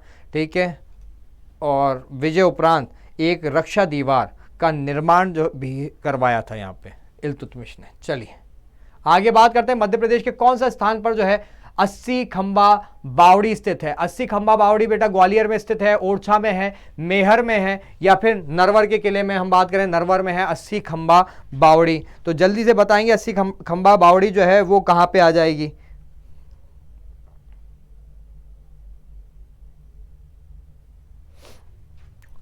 जस्ट अभी हमने एक उरवई द्वार की बात की थी, उरवई द्वार के पास ही बेटा 80 खंबा बावड़ी भी मौजूद है। तो उरवई द्वार कहां पे बात की थी अभी अपने? योगेंद्र सिंह राजा, योगेंद्र सिंह तोमर, है ना, ग्वालियर। तो ग्वालियर के किले के पास ही जो है ना, ग्वालियर के किले में जो है 80 खंबा बावड़ी भी मौजूद है। तो ग्वालियर के किले में उरवई द्वार के समीप स्थित क्षेत्र में बावड़ी निर्मित है, उसे 80 खंबा पर टिकी हुई बावड़ी है, तो इसलिए उसे 80 खंबा बावड़ी कहते हैं।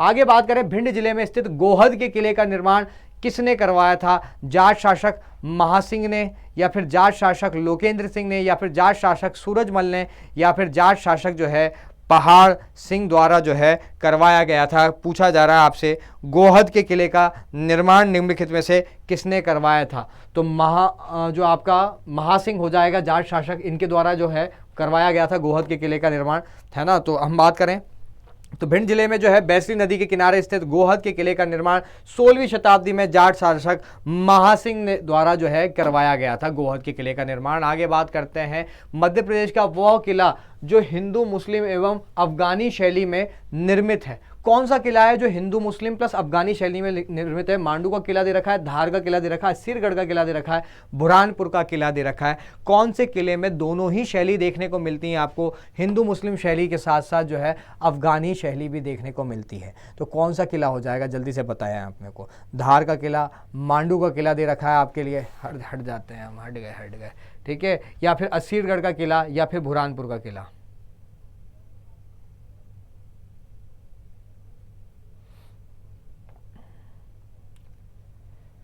जल्दी बताएंगे सब लोग।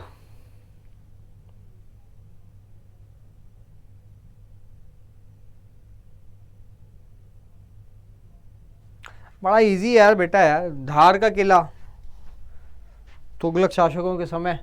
चलिए, तो मालवा में अगर हम बात करें, सॉरी मध्य प्रदेश में बात करें, तो हिंदू मुस्लिम प्लस अफगान शैली का हो जाएगा आपका धार का किला। तो धार का किला जो है हिंदू मुस्लिम पर अफगानी शैली, है ना, कि स्थापत्य कला शैली से निर्मित हुआ है। तो उसका उदाहरण भी है ये। धार के किले का निर्माण जो है सन 1344 में पुनर्निर्माण करवाया गया था। किसके द्वारा करवाया गया था? मोहम्मद बिन तुगलक द्वारा जो है एमबीटी द्वारा इसका निर्माण कराया गया था। मध्य प्रदेश में कौन से किले को दक्षिण का प्रवेश द्वार कहा जाता है? सीरगढ़ के किले को कहा जाता है, शाही किले को कहा जाता है, लौंजी का किले कहा जाता है, या फिर बुरहानपुर का किला कहा जाता है? तो बुरहानपुर के पास हम बात करें यहाँ पे असीरगढ़ का किला, ठीक है, जिसे बाबे दक्कन भी कहा जाता था। मैंने पहले बताया था इसे बाबे दक्कन भी कहते थे। तो दक्कन का प्रवेश द्वार इसे कहते हैं, असीरगढ़ को कहा जाता है, असीरगढ़ के किले को कहा जाता है। बुरहानपुर जिले में स्थित असीरगढ़ का किला जो है दक्षिण का प्रवेश द्वार कहा जाता है। सन 1601 में मुस्लिम शासक ने अपनी अंतिम विजय के रूप में असीरगढ़ का किला जीता था। और वो मुगल शासक जो था, अंतिम मुगल शासक हम बात करें, सन 1601 में मुगल शासक ने जीता था। और मुगल शासक कौन सा था? वो बेटा अकबर था। अकबर की आखिरी विजय कही जाती है, अकबर है यार, अखर दिया हमने, अकबर, ठीक है, अकबर की आखिरी विजय जो है वो कही जाती है आपके असीरगढ़ का किला। मध्य प्रदेश में कमलापति महल कहाँ स्थित है? भोपाल में स्थित है, सीहोर में स्थित है, ग्वालियर में स्थित है, या फिर विदिशा में स्थित होगा आपका कमलापति महल? बताएंगे जल्दी से, कमलापति कहाँ पे मिलेगा?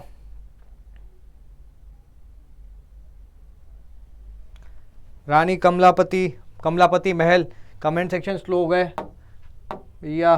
तो कमलापति महल कहाँ पे मिलेगा बेटा? मध्य प्रदेश में कमलापति महल भोपाल में स्थित है, जिसे भोपाल के प्रथम नवाब दोस्त मोहम्मद खां के शासन में जो है गिन्नौरगढ़ की रानी कमलापति की सुरक्षा के लिए बनवाया गया था, क्योंकि गोंड रानी कमलावती के सहयोग से ही दोस्त मोहम्मद खां ने भोपाल के में नवाबी शासन की स्थापना की थी। और ये बड़ा नज़दीकी मामला भी था, ठीक है, दोस्त थे, तो इसलिए कमलापति जो है वहाँ पे महल की स्थापना की गई थी यहाँ पे, है ना। निम्नलिखित में से कौन सा महल जो है मध्य प्रदेश में स्थित नहीं है?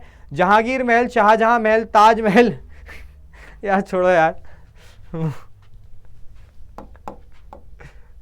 या मुमताज महल, ठीक है, तो जल्दी से बताओ कौन सा स्थित नहीं है? सीधी सी बात है, यहाँ पे मुमताज महल दे रखा है यहाँ पे, ठीक है, ताजमहल। चलो जहांगीर महल जो है हम बात करें मध्य प्रदेश में ओरछा किले में जहांगीर महल है, ग्वालियर के किले में हम बात करें जहांगीर महल एवं शाहजहां महल हो जाता है, जबकि विश्व प्रसिद्ध ताजमहल जो है उत्तर प्रदेश में है। एक ताजमहल जो है वो भोपाल में भी स्थित है, एवं जो है मुमताज महल मुगल शासक शाहजहां की बेगम का नाम था, तो मुमताज महल जो है वो मध्य प्रदेश में स्थित नहीं है, ठीक है। ताजमहल एग्जाम चलो छोड़ो यार, ये तो अजीब सा क्वेश्चन आ गया, बनाते समय हमने भी नहीं देखा। चलिए मध्य प्रदेश में जो है 56 महल कहाँ पर स्थित है? बताइए 56 महल जो है वो कहाँ पे स्थित है? इंदौर में, धार में, रतलाम में या फिर देवास में? तो 56 महल जो है वो कहाँ पे स्थित है बेटा? याद रखना इंदौर में नहीं है, 56 मार्केट मत समझना ऐसे, है ना, इंदौर का 56 मार्केट नहीं हो जाएगा ये। तो ये कहाँ पे हो जाएगा बेटा आपके, सॉरी देवास नहीं, ये धार में है। कहाँ पे? 56 महल जो है वो धार में पड़ता है, धार जिले में, ठीक है। 56 महल याद रखना, मध्य प्रदेश का ऐतिहासिक नगरी धार में 56 महल जो है, खरबूजा महल भी यही है, हम बात करें अंधा महल, हम बात करें रोशन बाग महल की बात करूं, वोडिया महल की बात करूं, डाकन्या महल की बात करें, या फिर हम बात करें सुमरावाला महल, या फिर अदर मोहम्मद महल की बात करें, तो ये सारे के सारे कहाँ पे हैं? सब धार जिले में पड़ते हैं। निम्नलिखित में से कौन सा विकल्प सही सम्मिलित नहीं है? ऐतिहासिक स्थल दे रखा है और संबंधित जिला दे रखा है। यहाँ पे दे रखा है इंदुपत महल पन्ना, ठीक है, यहाँ पे पूछा गया सम्मिलित नहीं है, एक गलत है, इनमें से बताना आपको। हिंदुपत महल पन्ना दे रखा है, पालकी महल ओरछा निवाड़ी दे रखा है, ठीक है। इसके बाद आप देखो तालकोटी महल दे रखा है निवाड़ी, इसके बाद दे रखा है आपका कौन सा? बादल महल नीमच दे रखा है। तो अब इनमें से बताना आपका कौन सा जो है सही करेक्टली मैच नहीं है।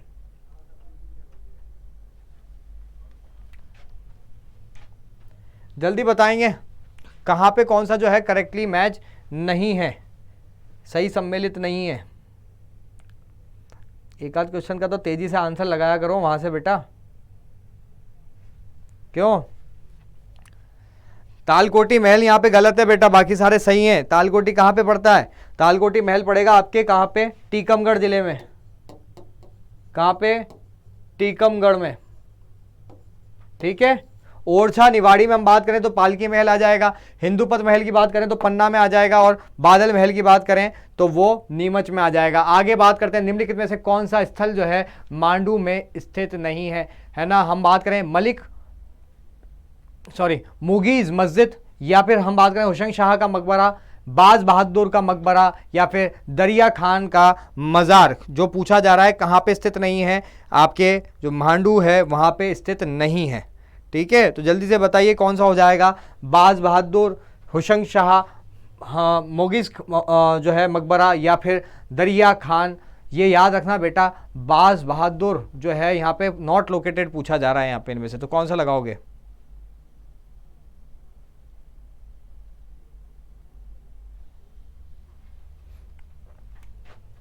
नहीं आ रहा, चलो कोई नहीं। बाज बहादुर याद रखना बेटा, बाज बहादुर का मकबरा यहाँ नहीं है, ठीक है।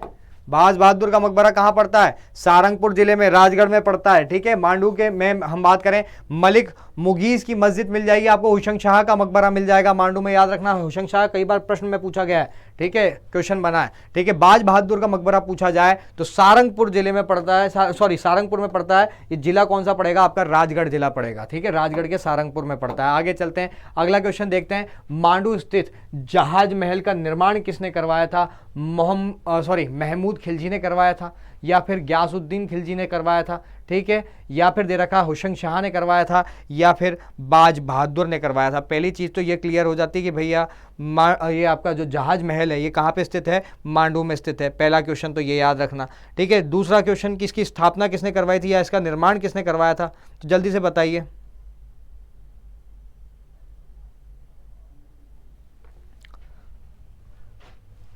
किसने करवाई थी, महमूद खिलजी, गयासुद्दीन खिलजी, हुसैन शाह या फिर बाज बहादुर। याद रखना बेटा, किसने करवाई थी ये, गयासुद्दीन खिलजी द्वारा करवाई गई थी। किसके द्वारा करवाई गई थी, गयासुद्दीन खिलजी के द्वारा जो है किसकी, जहाज महल का निर्माण करवाया था। कहां पे करवाया गया था, ये मांडू में करवाया गया था। तो मांडू स्थित जहाज महल 2 झीलों का पूरा तालाब, पुर तालाब एवं मुंज तालाब। अगर पूछा जाए ना पुर तालाब और मुंज तालाब कहाँ है, ये सब भी मांडू में पड़ते हैं, कि मध्य जो है निर्मित है, जो देखने में जहाज के जैसा लगता है। जहाज महल का निर्माण जो है खिलजी राजवंश के जो है मियाउद्दीन खिलजी, गयासुद्दीन होगा ये, ठीक है, मियाउद्दीन खिलजी ने करवाया था। तीनों जगह अलग है। चलिए, तो खिलजियों द्वारा निर्माण करवाया गया था। मध्य प्रदेश का यह ऐतिहासिक किला जो 3 ओर से नर्मदा नदी से घिरा हुआ है, महेश्वर हो जाएगा, मांडू का किला हो जाएगा, मंडला का किला हो जाएगा, या फिर चौरागढ़ का किला हो जाएगा। तो ये सभी को पता होगा कि बेटा मंडला जो है ना, मंडला जिले में मध्य प्रदेश में हम बात करें, मंडला का जो किला है वो तीनों तरफ से जो है ना, चारों तरफ से नदी से घिरा हुआ किला है। और नदी कौन सी लगती है यहाँ पे, नर्मदा नदी लगती है। तो मध्य प्रदेश में मंडला का किला जो है नर्मदा नदी से तीनों ओर से घिरा हुआ है। तो मंडला किले का किला जो है गौंड शासक हृदय शाह ने बनवाया था। याद रखेंगे किसके द्वारा बनवाया गया था, मंडला का किला हृदय शाह के द्वारा बनवाया गया था। आगे देखें, मध्य प्रदेश का वह किला जो 32 पहाड़ियों से घिरा हुआ है, बांधवगढ़ का किला, मकड़ाई का किला, या फिर कजलीगढ़ का किला, या फिर आदमगढ़ का किला। तो यार 32 पहाड़ियां तो वैसे ही फेमस है मध्य प्रदेश में। कहाँ की 32 पहाड़ियां, बांधवगढ़ में है ना। बांधवगढ़ के बीचों बीच 32 पहाड़ियों के बीच में कौन सा, बांधवगढ़ का किला फेमस है यहाँ पे, ठीक है। उमरिया जिले में हम बात करें बांधवगढ़, तो वहाँ पे जो है 32 पहाड़ियों से घिरा हुआ ये किला है। और 1597 में हम बात करें, जिसे सन 1597 में अकबर ने बनवाया था शायद, ठीक है, अकबर के कार्यकाल में बना था ये। आगे बात करें, मध्य प्रदेश के चौरागढ़ किले का निर्माण जो है किसने करवाया था, संग्राम शाह द्वारा करवाया गया था, दलपत शाह के द्वारा करवाया गया था, हृदय शाह के द्वारा करवाया गया था, या नरेंद्र शाह के द्वारा करवाया गया था। Who got the Chauragarh fort built in Madhya Pradesh, Sangram Shah, Dalpat Shah, हृदय शाह, या फिर नरेंद्र शाह। चौरागढ़ का किला बड़ा आसान सा है,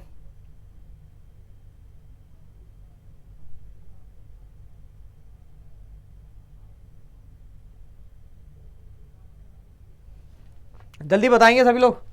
चौरागढ़ का किला किसने बनवाया था, संग्राम शाह। क्यों, संग्राम शाह द्वारा। मध्य प्रदेश में नरसिंहपुर जिले में स्थित है चौरागढ़ का किला। याद रखना, एक तो इस पे भी क्वेश्चन बन सकता है, चौरागढ़ का किला कहां पे, नरसिंहपुर में। वनडे एग्जाम में इस टाइप के क्वेश्चन काफी देखने को मिल रहे हैं। 15वीं शताब्दी में जो है गोंडवाना साम्राज्य के प्रतापी शासक जो है संग्राम शाह द्वारा जो है चौरागढ़ का किला बनवाया गया था। याद रखना, इतना सा याद रख लेना। मध्य प्रदेश में कजलीगढ़ का किला जो है कौन से जिले में स्थित है, कजलीगढ़ इंदौर में है, झाबुआ में है, खंडवा में है, या फिर आपके कहाँ पे पड़ता है, खंडवा, झाबुआ, धार और इंदौर। तो इनमें से कहाँ पे पड़ता है, तो कजलीगढ़ का किला जो है सभी को पता होना चाहिए कहाँ पे पड़ता है कजलीगढ़ का किला। इंदौर जिले में नहीं हो जाएगा कजलीगढ़ का किला, क्यों, इंदौर में तो पड़ता है कजलीगढ़ का किला। कजलीगढ़ का किला जो है कहाँ पे पड़ेगा आपके बेटा, इंदौर जिले में। याद रखना, तो कजलीगढ़ का किला जो है इंदौर में 18वीं शताब्दी में इंदौर के शासक शिवाजी राव होलकर द्वारा जो है ये कजलीगढ़ का किला जो है बनवाया गया था। ये शिकारगाह के तौर पे जो है इस्तेमाल किया जाता था। तो राजा साहब की शिकारगाह थी। मध्य प्रदेश में राव रतन का महल कहाँ पर स्थित है, धार में, झाबुआ में, बुरहानपुर में, या फिर रतलाम में। मध्य प्रदेश में जो है राव रतन का महल जो है वो कहाँ पे स्थित है, धार में, झाबुआ में, बुरहानपुर में, या फिर रतलाम में। तो सीधी सी बात है बेटा, कहाँ पे स्थित है आपका जो है राव रतन महल, ये बुरहानपुर में जो है स्थित है, ठीक है। मध्य प्रदेश के बुरहानपुर जिले में जो है राव के रतन का महल स्थित है। रायसी चौहान के वंशज राजा राव रतन जो बूंदी राजस्थान के शासक थे, उन्होंने जो है ये महल बनवाया था। आगे चलते हैं, मल्हार राव होलकर की छतरी कहाँ पर स्थित है, आलमपुर भिंड में, ठीक है। फिर भानपुरा मंदसौर दे रखा है, महेश्वर खरगोन दे रखा है, महू इंदौर दे रखा है। तो मल्हार राव होलकर कहाँ पे हैं, इनकी छतरी कहाँ पे है, कौन बताएगा? बड़ा आसान सा प्रश्न है ये, इससे इजी प्रश्न मेरे ख्याल से नहीं होगा जो रिपीटेड है एंड टाइम में आपके एग्जाम के लिए काम का है। मल्हार राव होलकर की छतरी कहां पे है? थे इंदौर के, मृत्यु हुई थी भिंड में। ठीक है, तो छतरी कहाँ पे इनकी स्थापित है? हम बात करें आलमपुर भिंड में जो है इनकी यहाँ पे छतरी स्थापित है। ठीक है, मल्हार राव होलकर के। तो मालवा के होलकर राजा राज्य के जो है संस्थापक मल्हार राव होलकर की मृत्यु जो है वर्ष 1766 में भिंड जिले में के आलमपुर में हुई थी, इसलिए मल्हार राव होलकर की छतरी जो है आलमपुर जिला भिंड में स्थित है। आगे बात करते हैं गढ़ कुठार का किला मध्य प्रदेश के कौन से जिले में स्थित है? तो गढ़ कुठार का किला जो है मध्य प्रदेश में निवाड़ी में है, टीकमगढ़ में है, छतरपुर में है या फिर आगर में है, आगर मालवा में स्थापित है। तो कहाँ पे स्थापित है? तो याद रखेंगे बेटा ये टीकमगढ़ जिले में जो है गढ़ कुठार का गढ़ कुठार का जो है किला स्थित है। मध्य प्रदेश के टीकमगढ़ जिले में जो स्थित गढ़ कुठार का किला, बार बार वही नाम आता है मेला। ठीक है, निर्माण जो है 12वीं शताब्दी के राजा खेत सिंह जो है खंगार ने करवाया था। तो खेत सिंह कंगार जो थे इन्होंने इनका निर्माण कराया था, जो दिल्ली के शासक पृथ्वीराज चौहान के मित्र थे। यह गढ़ कोठार 16वीं शताब्दी में बुंदेली शासकों की प्रारंभिक राजधानी भी बना था टीकमगढ़ जिले का। मंडला जिले में स्थित जो है मोती महल का निर्माण किसने करवाया था? राजा हृदय शाह द्वारा करवाया गया था, राजा नरेंद्र शाह द्वारा करवाया गया था, राजा संग्राम शाह द्वारा करवाया गया था, राजा दलपत शाह के द्वारा करवाया गया था। तो जल्दी से बताएंगे किसके द्वारा जो है इसका निर्माण कराया गया था?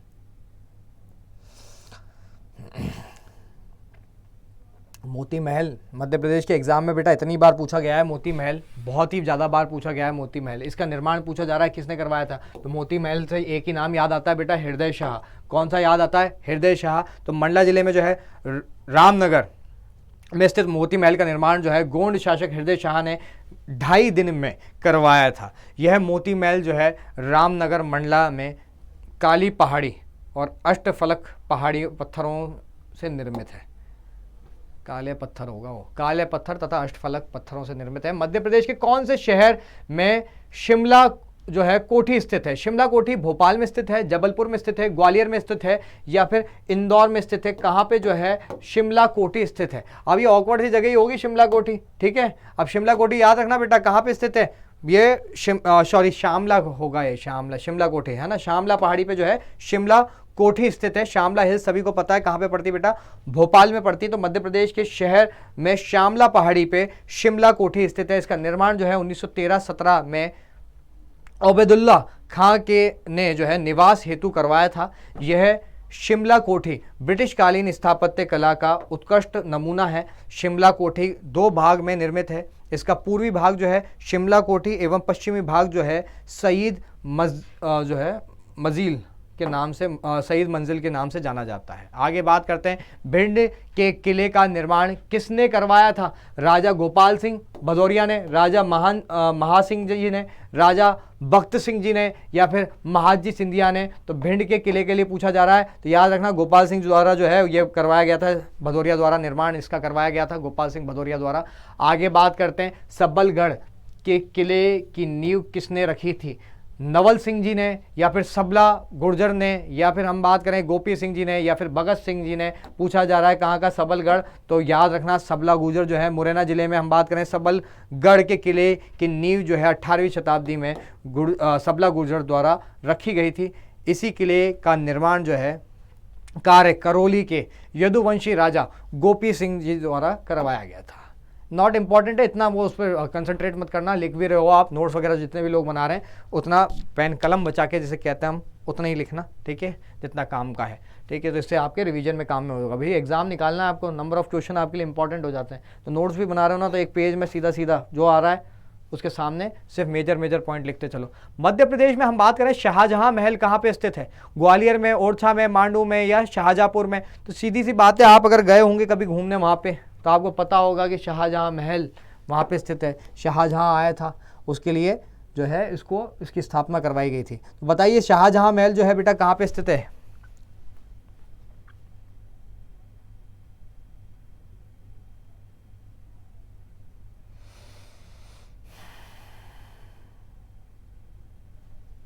जल्दी बताइए बेटा, शाहजहां महल। बस जितने ओरछा लगाया वो यहाँ पे गलत है। शाहजहां महल पूछा जा रहा है बेटा, शाहजहां पैलेस। शाहजहां पैलेस तो है ग्वालियर में, और ओरछा में क्या है? जहांगीर। जहांगीर महल अगर बनता तो जहांगीर महल याद रखना ओरछा में, और शाहजहां महल पूछा जा रहा है तो शाहजहां महल कहां पे है? ये ग्वालियर में है। ठीक है, मध्य प्रदेश के ग्वालियर के किला जो है परिसर क्षेत्र में शाहजहां महल जो है स्थित है, याद रखना। शाहजहां और जहांगीर कहां पे? ओरछा। मध्य प्रदेश के धार का किला कौन सी स्थापत्य कला शैली का निर्माण हुआ है? इसमें हिंदू शैली, मुस्लिम शैली, अभी अपन ने बात की थी यार धार के किले के लिए, तो सारे के सारे आ जाएंगे। इसमें सभी तरीके की शैली है उसका नमूना है वो, और मोहम्मद बिन तुगलक ने जो है ना अपनी दक्षिण यात्रा के टाइम पे इसका निर्माण करवाया था। निम्नलिखित में से ओरछा का महल से संबंधित निर्माणकर्ता सही सम्मिलित नहीं है, वो बताना है, छांटना है। राजमहल दे रखा है मधुकर शाह। आगे बात करें, शीश महल दे रखा है जो है उदोत सिंह। ठीक है, राय प्रवीण महल दे रखा है इंद्रमणि या इंद्रजीत सिंह जी, या फिर जहांगीर महल दे रखा है ये आपका जुझार सिंह। तो इनमें से बताइए क्या होना चाहिए सही?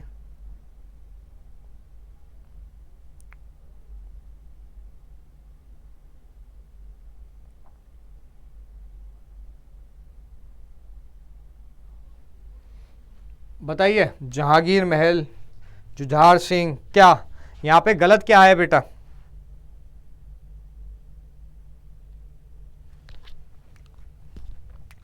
वीर सिंह जुदेव का नाम सुना है? वीर सिंह जुदेव के समय कौन जहांगीर महल का निर्माण किया गया था? तो नीचे वाला तो वैसे ही गलत हो गया। जहांगीर महल कहां पे? ओरछा। ठीक है, राय प्रवीण महल बात करें तो इंद्रमणि इंद्रजीत सिंह जी द्वारा ही बनवाया गया था। मधुकर शाह द्वारा जो है राजमहल, और शीश महल जो है हम बात करें उद्दोत सिंह जी द्वारा बनवाया गया था। तो वीर सिंह जुदेव जी ने इसका निर्माण करवाया था, जो कि मुगल शासक जहांगीर एवं ओरछा शासक वीर सिंह बुंदेला की मित्रता का प्रतीक था, याद रखना। आगे बात करें, मांडू स्थित हिंडोला महल का निर्माण किसने करवाया था? मांडू स्थित जो है हिंडोला महल, इसका निर्माण किसने करवाया था? महमूद शाह खिलजी द्वारा, बाज बहादुर द्वारा, हुसैन शाह द्वारा, या फिर ग्यासुद्दीन खिलजी द्वारा। ठीक है, मांडू स्थित हिंडोला महल पूछा जा रहा है। हिंडोला महल का निर्माण किसने कराया था? मोहम्मद शाह खिलजी, बाज बहादुर, हुसैन शाह, या फिर ग्यासुद्दीन खिलजी द्वारा। तो जल्दी से बता दीजिए, जल्दी से यार, बहुत ईजी सा है तो। ठीक है, हुसैन शाह, ऑब्वियस सी बात है। कौन हो जाएगा? हुसैन शाह होगा, नहीं होगा? हिंडोला महल हुसैन शाह मांडू का। आगे बात करें तो मांडू का स्थित हिंडोला महल का निर्माण जो है मांडू के शासक हुसैन शाह ने करवाया था। मालवा शैली में जो है निर्मित ये महल बाहरी दीवारें जो है 70 डिग्री तक झुकी हुई हैं इसकी, हिंडोला महल की, है ना, 70 डिग्री तक झुकी हुई प्रतीत होती हैं, इसलिए इसे हिंडोला महल कह देते हैं। ठीक है, नॉर्मली दीवार कैसी होती है? 90 डिग्री पे होती है, ये 70 डिग्री तक झुकी हुई प्रतीत होती है बाहर की दीवारें इसकी। विश्व प्रसिद्ध जो है खजुराहो के मंदिर की कुल संख्या कितनी है? 20 है, 21 है, 22 है, या 28? अब ये कोई ज़्यादा ये पूछेगा नहीं, है ना। लगभग जो है वर्तमान में 21 है, पहले 85 संख्या हुआ करती थी, याद रखना। और दूसरी बात जो इंपॉर्टेंट आएगी बेटा, खजुराहो को यूनेस्को साइट के तौर पे कब डिक्लेयर किया था? 1986 में जो है पहली मध्य प्रदेश की साइट है जो कि यूनेस्को में डिक्लेयर हुई थी। फिर 1989 में कौन सी हुई थी? सांची स्तूप हुई थी या भीमबेटका? सांची। ठीक है, और फिर 2003 में भीमबेटका। चलिए आगे बात करते हैं। तो यहां पे दे रखा है सावन भादो खंबा जो है, खंब कहां पर स्थित है? हाँ, खंबा ही है। तो सावन भादो पिरलहर जो है वो कहाँ पे स्थित है? खजुराहो में है, ओरछा में है, अमरकंटक में है, या फिर मांडू में स्थित है? सावन भादो के लिए पूछा जा रहा है, जल्दी से बताइए। सावन भादो जो है कहाँ पे मिलेगा ये पिलर? तो सावन भादो याद रखना बेटा, कहाँ पे मिलता है ये? ओरछा जाओगे तो ओरछा में जो है सावन भादो पिलर है। ठीक है, तो ओरछा में स्थित है सावन भादो। ऐसा माना जाता है कि 7वीं 18वीं शताब्दी में 2 खंबा जो है सावन भादो के महीने में झुककर एक दूसरे से जुड़ गए थे। ठीक है, इसलिए इसे सावन भादो खंबा भी कहा जाता है। ओरछा के किले में याद रखेंगे। व्रतहरि की गुफाएं किस जिले में स्थित हैं? भोपाल में, धार में, उज्जैन में, या फिर ग्वालियर में? तो सीधी सी बात है बेटा, कहाँ पे हो जाएगा ये? उज्जैन में स्थित है व्रतहरि की गुफाएं, है ना। चलिए आगे बात करते हैं, रानी दुर्गावती की समाधि कहां पर स्थित है? तो बरेली जबलपुर में है, अमरकंटक जबलपुर में है, जो है पनागर जबलपुर में या फिर पटना जबलपुर में है ना। रानी दुर्गावती की समाधि के लिए पूछा जा रहा है कहां पे स्थित है, ठीक है, तो सभी को पता होगा ये जबलपुर में बरेली पड़ता है, वहां पे जो है रानी दुर्गावती जी की समाधि स्थित है। तो बरेली ग्राम में रानी दुर्गावती की समाधि है, क्योंकि सन 1564 में मुगल सेना से युद्ध करते हुए रानी दुर्गावती वीर गति को प्राप्त हुई थी यहाँ पे जबलपुर के पास।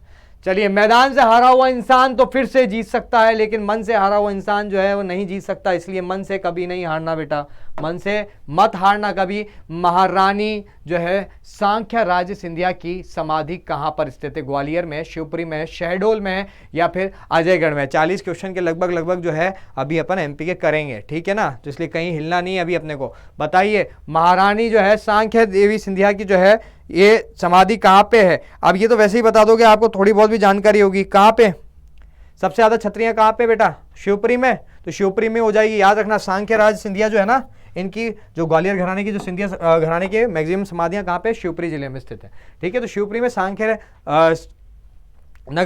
नगर के निकट जो है महारानी सांख्य राज सिंधिया की समाधि जो है, जिसका निर्माण जो है महारानी के पुत्र महाराज माधवराव सिंधिया द्वारा करवाया गया था। आगे बात करते हैं, मोहम्मद गौस का मकबरा कहाँ पर स्थित है? शिवपुरी में, ग्वालियर में, धार में या फिर विदिशा में? ये मेरे ख्याल से सबसे आसान जो है प्रश्न है यहाँ अभी तक का। मोहम्मद गौस की बात कर लें, कल ही अपन ने बात की थी, या तानसेन की बात कर लें हम, इन सब का मकबरा कहाँ पे है बेटा? मोहम्मद गौस, तानसेन, सबका ग्वालियर में है, याद रखेंगे, ठीक है। तो मोहम्मद गौस का मकबरा जो है ग्वालियर में स्थित है, ठीक है। और इस मकबरे की जो पहचान है, इसकी जालियां हैं, ठीक है। गौस मोहम्मद जो है 15वीं शताब्दी के सूफी संत थे और इन्होंने शिक्षा दी थी, मोहम्मद गौस ने शिक्षा दी थी किसको? तानसेन को। अशरफी महल के बारे में पूछा जा रहा है बेटा, कहाँ पे स्थित है ये? ओरछा में है, चंदेरी में है, मांडू में है या फिर रायसेन में स्थित है? अशरफी महल के लिए पूछा जा रहा है, तो याद रखेंगे बेटा, अशरफी महल कहाँ पे स्थित है? ये आपके मांडू में पड़ता है अशरफी महल, ठीक है। यह महल जो है मांडू की प्रमुख इमारत है। यह महल कटोरी की भांति बना हुआ है, ठीक है। यह अफगान कला का सुंदर नमूना है। कौन सा? अशरफी महल। आगे बात करते हैं, किस गुफा को जो है पांडव गुफा भी कहा जाता है? उदयगिरी की गुफा, बाघ की गुफा, भृतहरि की गुफा या फिर भीमबेटका की गुफा? यह पूछा गया है कि किस गुफा को पांडव गुफा भी कहा जाता है? बताइए, किसे कहा जाता है? बाघ की गुफाओं को पांडव गुफा भी कहते हैं, ठीक है, ये तो सभी को पता होगा। उदयगिरी मत लगा देना पीछे। बाघ की गुफाओं को जो है पांडव गुफा भी कहते हैं, है ना। गुफा नंबर 2 जो है 5 और 2 और 5 बौद्ध के चित्र हैं यहाँ पे, ठीक है। आगे चलते हैं, हिंडोला महल कहां पर स्थित है? ओरछा में है, मांडू में है, ग्वालियर में है या फिर फतेहपुर सीकरी में है? तो हिंडोला महल सभी को पता होना चाहिए बेटा, ये कहां पे? मांडू में स्थित है हिंडोला महल, ठीक है। यहाँ पे पढ़ लेते हैं, इसमें बाज बहादुर एवं रानी रूपमती की जो है प्रणय गाथाओं के लिए जो है प्रसिद्ध है हिंडोला महल, और मध्य प्रदेश के मांडू में स्थित है। आगे चलते हैं, राजा नल और दमयंती की प्रणय गाथा जो है यह किले से जुड़ा हुआ है। किस किले से जुड़े हुए हैं? इनकी दोनों की जो है लव स्टोरी, राजा नल की और दमयंती की। तो याद रख लेना बेटा, ये नरवर का किला जो है ना वो फेमस है ना। और नरवर का किला जो है वो कहाँ पे पड़ता है? आपके शिवपुरी में पड़ता है। तो शिवपुरी में स्थित नरवर के किले को राजा नल और दमयंती की प्रणय गाथा के रूप में जाना जाता है। आगे चलते हैं, मध्य प्रदेश के किले और दुर्ग के संबंध में असत्य कथन को चुनिए। पहला दे रखा है, धार का किला मोहम्मद तुगलक ने दक्षिण विजय पर बनवाया था। असीरगढ़ के किले का निर्माण जो है आसा नामक अहीर राजा ने करवाया था। इसके बाद दे रखा है, चंदेरी का किला जो है प्रतिहार शासक जो है कीर्तिपाल द्वारा बनवाया गया था। या फिर गिन्नौरगढ़ का किला दे रखा है जो राजा बसंती द्वारा जो है बनवाया गया था। तो इनमें से जल्दी से बताइए कमेंट सेक्शन में क्या पूछा गया है। यहाँ पे ऊपर देखिए, असत्य कथन क्यों चुनिए। क्वेश्चन जल्दी से ढंग से पढ़ा कीजिए सभी लोग, ठीक है। असत्य कथन जो है वो पूछना है यहाँ पे, वो बताना है आपको, ठीक है। तो सीधी सी बात है बेटा, यहाँ पे धार का किला पहली बात तो अपन ने लास्ट क्वेश्चन ही देखा था, मोहम्मद बिन तुगलक द्वारा दक्षिण विजय पे गया था तब बनाया गया था। असीरगढ़ के किले का निर्माण जो है आसा नामक अहीर ने करवाया था, बिल्कुल सही है, ठीक है। चंदेरी का किले की बात करें तो प्रतिहार शासक ने बनवाया था, कीर्तिपाल द्वारा बनवाया गया था। तो ऑड पिक आउट अगर ऊपर के 3 जानते हो ना तो वैसे ही बता दोगे गिन्नौरगढ़ का किला जो है वो किससे संबंधित नहीं है। तो यहाँ पे बिल्कुल व्याख्या देख लीजिए, गिन्नौरगढ़ का किला जो है गिन्नौर पहाड़ी पर 13वीं शताब्दी में महाराजा उदयवर्मन द्वारा बनवाया गया था, जबकि राज वसंती ने रायसेन का दुर्ग बनवाया था। याद रखना, राज वसंती ने रायसेन का दुर्ग बनवाया था। शेष विकल्प में जो है ये असत्य था और बाकी सारे जो हैं सत्य हो जाएंगे। आगे बात करते हैं, जय विलास पैलेस संग्रहालय मध्य प्रदेश में कहाँ पे स्थित है। शायद इससे आसान क्वेश्चन और नहीं हो सकता अभी का। जय विलास पैलेस कहाँ पे है, सभी को पता है? जय विलास पैलेस कहाँ पे हो जाएगा? ग्वालियर में?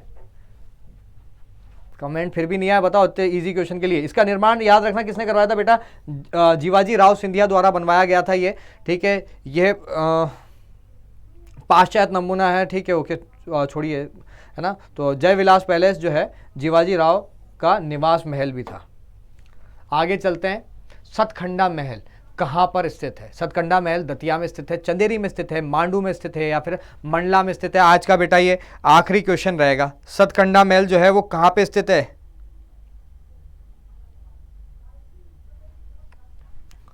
बताइए। सतखंडा महल दतिया, चंदेरी, मांडू या फिर मंडला? तो याद रखिएगा सतखंडा महल जो है ना बेटा दतिया में स्थित है। इसका निर्माण जो है बुंदेला शासक वीर सिंह जुदेव द्वारा बनवाया गया था सतखंडा महल, ठीक है। चलिए दोस्तों, आज का ये आखिरी क्वेश्चन था और अब जो है अगली सभा में मुलाकात करेंगे आप लोगों से, ठीक है। तब तक के लिए दोस्तों सभी को शुभ रात्रि, ठीक है। और आराम से जाइए, मेहनत करते रहिए, आने वाली क्लासेस जो जुड़े रहिए, तो एंडिंग तक प्रैक्टिस चलती रहेगी। जिन लोगों के आगे चल के एग्जाम है तो उनको लिए ये क्लास बहुत काम के आने वाली है, ठीक है। तो आपके वन रक्षक से जुड़े हुए क्वेश्चन जो है इनमें काफ़ी मिलने को रहेंगे। तो एमपी की क्लास जो है आखिरी वाली है, या आखिरी तक अंत तक जुड़े के चलिए। टॉपिक वाइज चल रहा है। पिछली जो मैराथन है उसमें पुराने टॉपिक्स थे, एंशिएंट हिस्ट्री से रिलेटेड, है ना। तो उसी तरह से टॉपिक की तर्ज पे हम लोग चल रहे हैं। आने वाले टॉपिक्स जो है ज्योग्राफी से रिलेटेड मिलेंगे, उसका डाटा पढ़ेंगे अपन, ठीक है, उससे रिलेटेड सारी जानकारी लेंगे। तब तक के लिए दोस्तों धन्यवाद, शुभ रात्रि।